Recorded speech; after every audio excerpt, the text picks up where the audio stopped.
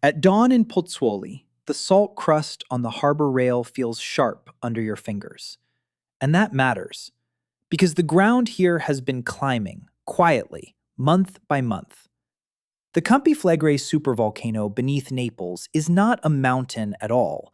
It is a caldera, a wide, sunken basin about 13 kilometers across, and roughly 500,000 people live inside it without seeing a volcanic cone above them. That is the unsettling part. The place that looks like an ordinary city edge has a buried system under it that once fired one of the biggest eruptions Europe has seen in the last 200,000 years. Around 39,000 years ago, it threw out an estimated 180 to 260 cubic kilometers of rock and ash. And the old question is still alive. Did that eruption help finish off the last Neanderthals, or was the timing only a coincidence? The answer is still not clean. Later climate modeling suggested the worst cooling missed Western Europe, which means the volcano was not the whole story. So the danger today is not a legend. It is measured. It is visible. A place with marble columns marked by sea-boring shells, ground that rises and falls over centuries, and an alert level that is still yellow, with the land now about 150 centimeters higher than it was in the early 2000s. If the ground can rise this fast without erupting, what does it mean when it doesn't stop? If you want more stories like this, like the video and stay with me.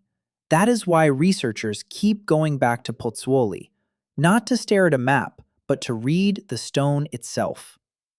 On the old Roman columns, the story is written at eye level. The marble is scarred by marine mollusks several meters above the water, which means the ground sank, stayed low long enough for sea life to attack it, and then rose again. That slow up and down motion has a name, bradyseism. And bradyseism is what makes this place so hard to dismiss. The ground breathes in and out over centuries, while the city above keeps trying to treat it like normal pavement, normal walls, normal life. A door still closes. A harbor still smells of salt and diesel. But the floor under all of it is never truly still. The same place has risen roughly 150 centimeters since the early 2000s. That sounds abstract until you stand there and remember it is not one movement. It is a long climb, with small jolts inside it. The alert is still yellow, which means the system is active, watched, and not yet at the point where anyone can call the next step with confidence. So the question is no longer whether the ground moves. It does. The question is what that rising surface is hiding, and how close it is to telling the city something it cannot take back. That hidden motion leads straight to the oldest claim about this place, the one that sounds almost too perfect to question. A giant eruption happens. The last Neanderthals fade from Europe at roughly the same broad moment. For years, that pairing felt like an answer. The sky darkens, the climate turns, a vulnerable human group disappears. It has the shape of a complete story, and complete stories are dangerous when the evidence is incomplete. In 2015, Benjamin Black and his colleagues tested that idea with climate modeling instead of instinct. They asked a narrower question. If this caldera hurled sulfur high into the atmosphere, where would the strongest cooling actually fall?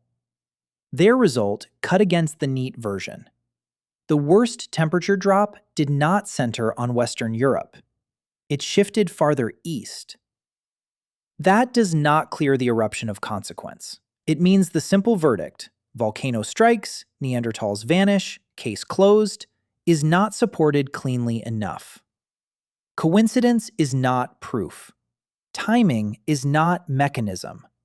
In science, those are not small differences. They are the whole argument. So now the old blast looks less like a lone executioner and more like a stress multiplier. A world already under pressure may have been pushed harder by ash, sulfur, and disrupted seasons. But pushed harder is not the same as finished by one cause. And that matters now, because if you misunderstand what this place did in the past, you may also misunderstand what its present unrest is really saying. That difference between made things worse and caused the end matters for one more reason.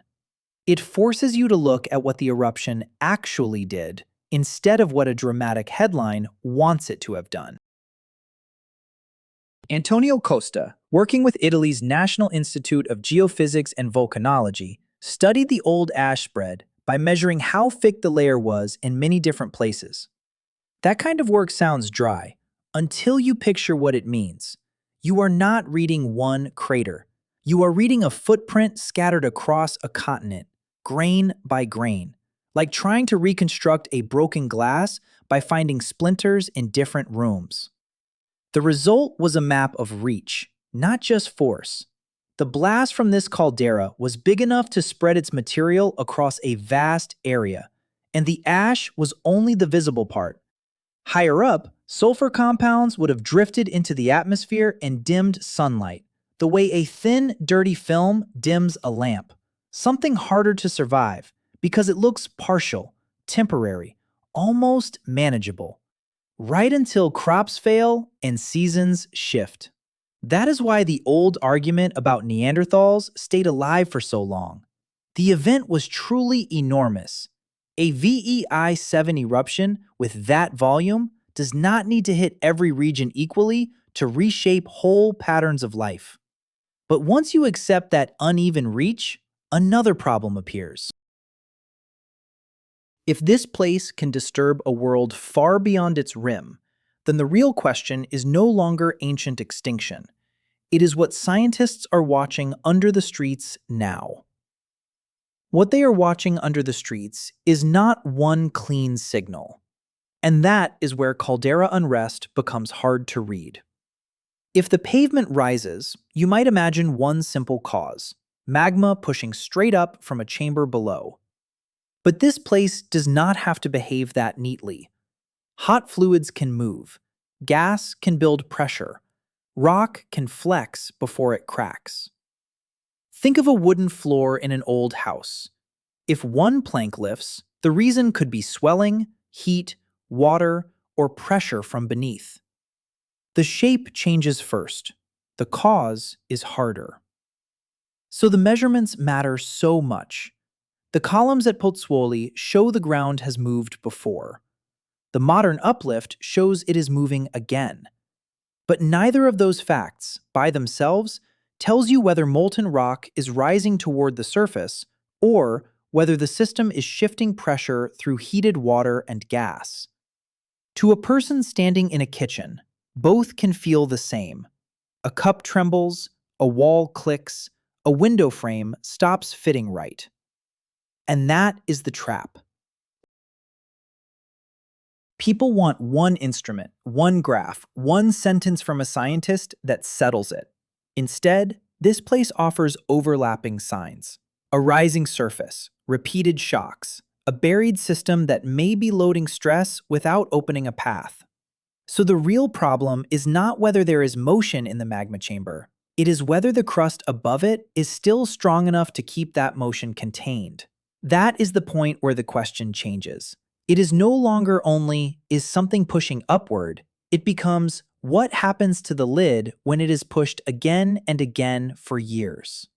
Christopher Kilburn of University College London, working with Italian colleagues, approached that problem through rock failure rather than eruption headlines. The idea is simple enough to picture in your hands. Bend a metal strip once and it springs back. Bend it over and over, and at some point, the same motion stops being harmless. Tiny damage adds up. The next push does not flex it. It starts a crack. That is the logic behind the concern here. The crust above the system can behave like tired material. During long caldera unrest, repeated uplift and repeated small quakes do not just signal pressure below. They may also change the strength of the rock above. A surface that once absorbed stress can become easier to fracture. And that matters because fracture is not the same thing as eruption. But it is not trivial either. A cracked lid can let gases move differently. It can shift where pressure collects. It can turn a slow underground process into a much sharper one. You would hear it first as rattling windows, feel it in a quick jolt through the floor, see it in new lines opening along plaster and stone. So the danger is the possibility that the ground is being trained, very slowly, to fail at a lower load than before. And if that threshold has dropped, the next question gets much harder. How would anyone know when ordinary unrest had crossed into something irreversible? So the warning signs are studied together, not one by one. In the Campi Flegrei supervolcano beneath Naples, a small quake means one thing only until it is stacked beside uplift, gas, and the way the rock itself is behaving. Antonio Costa's work matters here because it turns the ash story into a timing tool. But Christopher Kilburn's work turns the present tense into a question of strength. If the crust has been loaded and reloaded for years, then the issue is not just whether pressure exists. It is how close the lid is to failing under one more push. Think of a bent ruler. First it flexes. Then, after enough strain, it stops returning cleanly. It keeps a memory of the bend. The ground above this system may be doing something similar. And that is what makes caldera unrest so unsettling. The signals can look mild right up until they don't. And the hard part is this. A weaker crust does not guarantee eruption. It can crack and let out steam, gas, and a sharp jolt without opening the full route for magma. Or it can open a path that changes everything. Those are very different outcomes, and from the surface, they can begin with the same tremor in the floor. So the question the scientists are left holding is not whether it is active, it is whether the next crack will be harmless, or the first sign that the rock has reached its crustal fracture threshold. That uncertainty is exactly why the yellow alert matters so much. It is not a sign that nothing is happening. It is a sign that something is happening, and no honest scientist can yet say whether it ends in release, retreat, or rupture. People often imagine volcano monitoring as if it were a countdown clock. One number rises, one alarm sounds, and everyone knows what comes next. This place does not work that way. Its signals overlap. Ground lift can continue for years. Small quakes can cluster, then ease. Pressure can move through the system without opening a full path upward. A better picture is a sealed metal lid on a pot that shudders, clicks, and leaks steam at the edges. You know heat is building. You know the structure is responding. But you do not know, from one sound alone, whether the lid will settle, vent, or split. That is the logic of watching this caldera. The suspense comes from real data, not from fantasy. And for the people living inside it, that makes daily life strangely uneven. One morning, the street looks ordinary. Scooters pass, shutters open, laundry hangs still in the air. Then a tremor runs through the floorboards, or a glass gives a tiny sharp rattle, and the whole question comes back at once.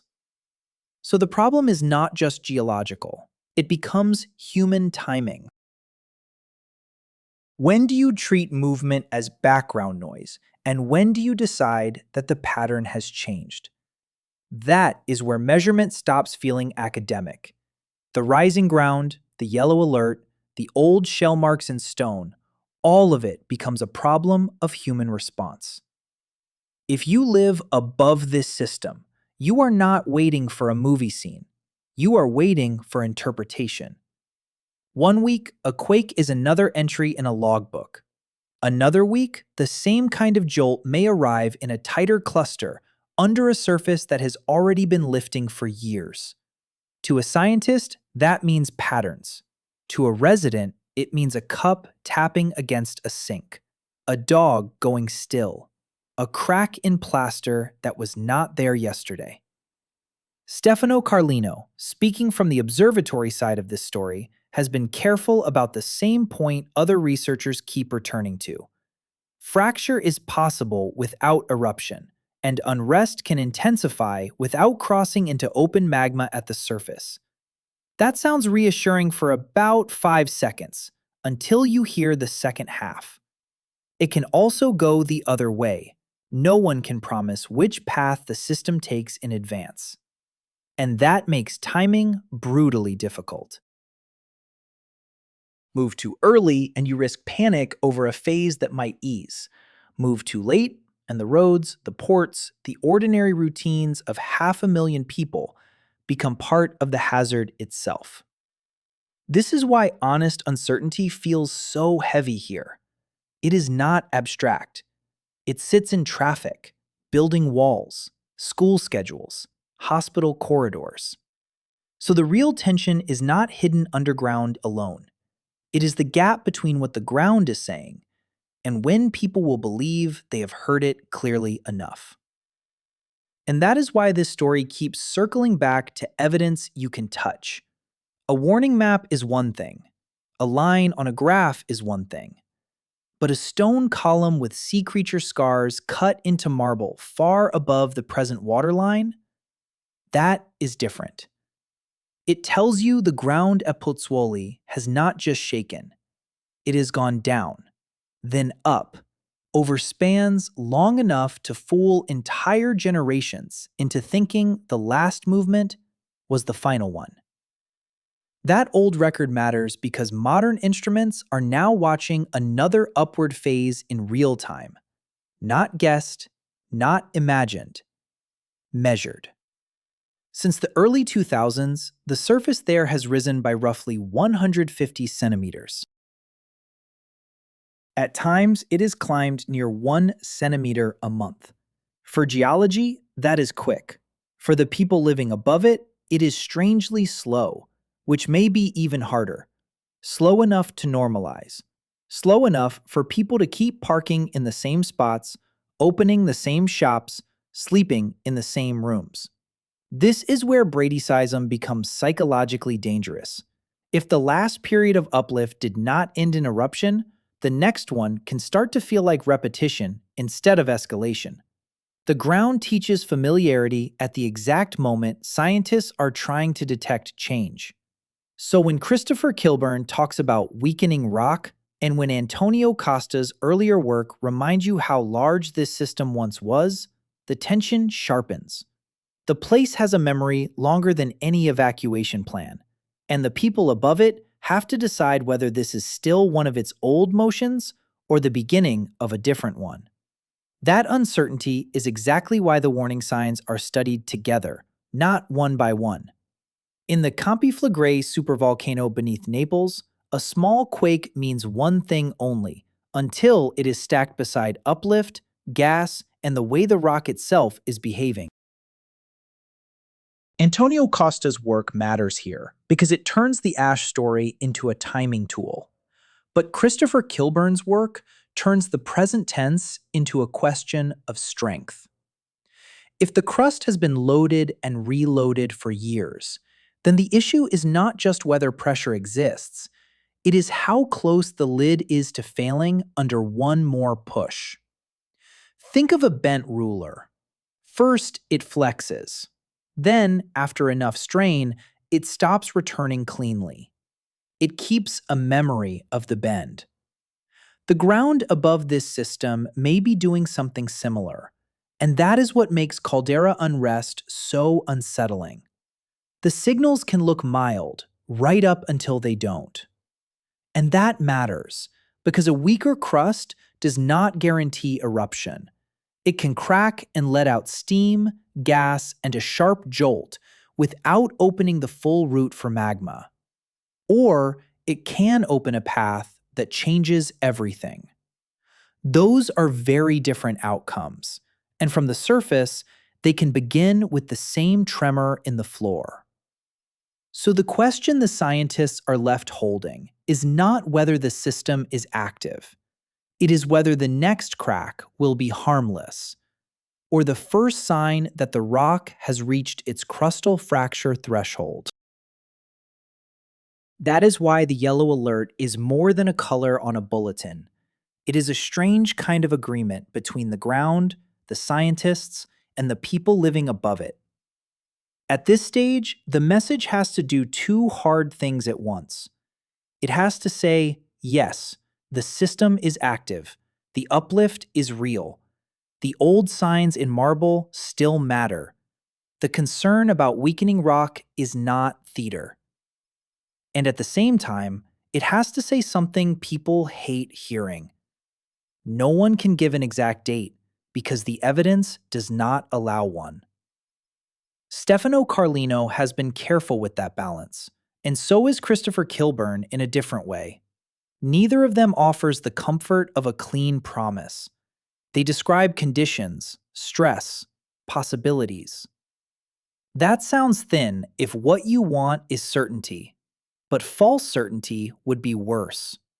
In a place like this, one confident sentence spoken too early or too late can reshape how an entire city reacts to the next swarm of tremors. And that is where trust becomes part of the hazard. If warnings are too soft, people may ignore the pattern until the pattern becomes sharp. If warnings are too loud, daily life starts treating each new signal like background noise. Shops open. Kids go to school, repairs get postponed, then one night a window chatters in its frame, and the same question returns, with more weight than before. Because the real fear here is not only what the caldera does, it is what happens in the narrow gap between the moment scientists suspect the pattern has changed and the moment everyone else believes them. And that is where the argument about the distant past becomes uncomfortably modern. The old eruption and the last Neanderthals overlapped in time, but Benjamin Black's modeling forced a correction. The worst cooling did not fall where the simplest story wanted it to fall. So the lesson was not one blast erased a people. The lesson was harsher than that. A stressed world can be pushed closer to failure by one more shock, even when that shock is not acting alone. That same logic hangs over this place now. Not because anyone can prove an eruption is imminent, they cannot. And not because the present unrest automatically repeats the ancient event, it does not. The danger is in combination: rising ground, repeated tremors, a crust that may be less forgiving than before. A dense city trying to behave like a stable surface is still guaranteed. You can hear how deceptive that is. A scooter passes, a gate scrapes open, dishes settle in a cupboard after a small tremor. None of those sounds is disaster. But together, they belong to a landscape where ordinary life and geological change are sharing the same rooms. That is why this story was never really about whether one prehistoric eruption killed anyone cleanly enough to satisfy a headline. It is about how catastrophe usually forms, not in one dramatic stroke, but by several pressures meeting at the same point. And in Campi Flegrei, that point may not announce itself with fire first. It may announce itself with one morning that feels almost normal. So the ending is something harder to live with than an alarm siren. The Campi Flegrei supervolcano beneath Naples remains at yellow. The ground at Pozzuoli has already risen by roughly 150 centimeters since the early 2000s. The old Roman columns are still standing there with their shell-bored scars, holding a record no meeting, no headline, no single lifetime can hold by itself. Benjamin Black corrected the easy story about Neanderthals. Antonio Costa traced the scale of the ancient blast. Christopher Kilburn and Stefano Carlino, in different ways, describe a present tense that is active measurable, and unresolved. None of them offers the sentence people want most. And that may be the truest thing this place teaches. A marble column does not panic. It does not predict. It only keeps the mark of where the water once reached. The ground does the same. It keeps moving first, and explanation follows behind it. Slower, careful, incomplete. By evening, the harbor rail is damp again. A scooter passes. Somewhere, a shutter rolls down with that hollow metal rattle cities make after dark. The sea is where it looks as though it should be. The pavement is where it looks as though it should be. But the measurements say otherwise. And the measurements are the story. Not every danger arrives as flame on the horizon. Some arrive as a place that goes on looking ordinary, while stone, inch by inch, changes its mind.